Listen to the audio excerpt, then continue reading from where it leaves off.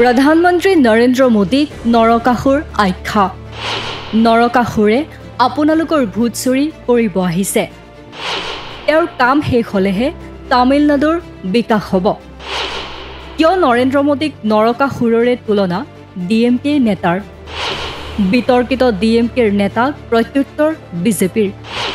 ডিএমকে শাসনত ঘৃণামূলক ভাষণ স্বাভাৱিক হৈ পৰিছে।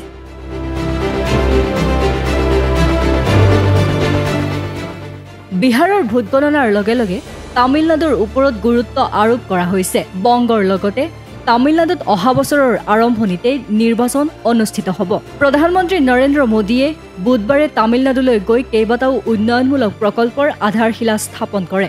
বুধবাৰে তেওঁ তাত এখন ৰাজহুৱা সভাও অনুষ্ঠিত কৰে। তামিলনাডু চৰকাৰকো তীব্ৰ আক্ৰমণ চলায়। মোদীৰ উপস্থিতিয়ে তামিলনাডুত বহু বিতৰ্কৰ সৃষ্টি কৰিছে। শাসকীয় ডিএমকে দলৰ এজন নেতাই প্ৰধানমন্ত্ৰীক নৰকাসুৰৰ সৈতে তুলনা কৰে।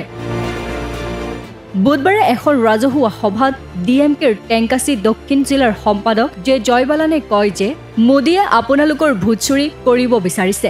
তেওঁ আচলতে এজন নৰকাসুৰ। তেওঁৰ কাম শেষ হ'লেহে তামিলনাডুৰ বিকাশ হ'ব। দৰাচলতে তামিলনাডু চৰকাৰে প্ৰস্তাৱ কৰা কেইবাটাও মেট্ৰ' প্ৰকল্পত কেন্দ্ৰীয় চৰকাৰে অনুমোদন দিয়া নাই, যাৰ বাবে সমগ্ৰ ষ্টেলিন প্ৰশাসনে মোদীক সমালোচনা কৰিছে।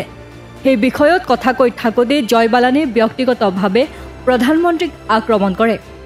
ডিএমকে নেতাগৰাকীয়ে প্ৰধানমন্ত্ৰীগৰাকীক হিন্দু পৌৰাণিক কাহিনীৰ অন্যতম দানৱ নৰকাসুৰৰ সৈতে তুলনা কৰে। স্বাভাৱিকতে তেওঁৰ এই মন্তব্যই তামিলনাডুৰ ৰাজনীতিত বিতৰ্কৰ সৃষ্টি কৰিছে। ইয়াৰ পূৰ্বেও কেইবাবাৰো তামিল ভূমিৰ পৰা ব্যক্তিগতভাৱে আক্ৰমণ কৰা হৈছে মোদীক।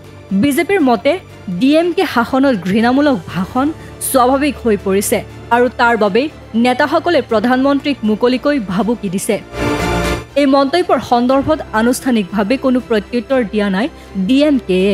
কিন্তু ইতিহাসে প্ৰকাশ কৰিছে যে প্ৰধানমন্ত্ৰীক যেতিয়াই ব্যক্তিগতভাৱে আক্ৰমণ কৰা হৈছে তেতিয়াই বিৰোধীৰ শিবিৰে ভোট হেৰুৱাইছে। এতিয়া তামিলনাডুত কি হয় সেয়া হ'ব লক্ষণীয়। News desk report, north east নাও।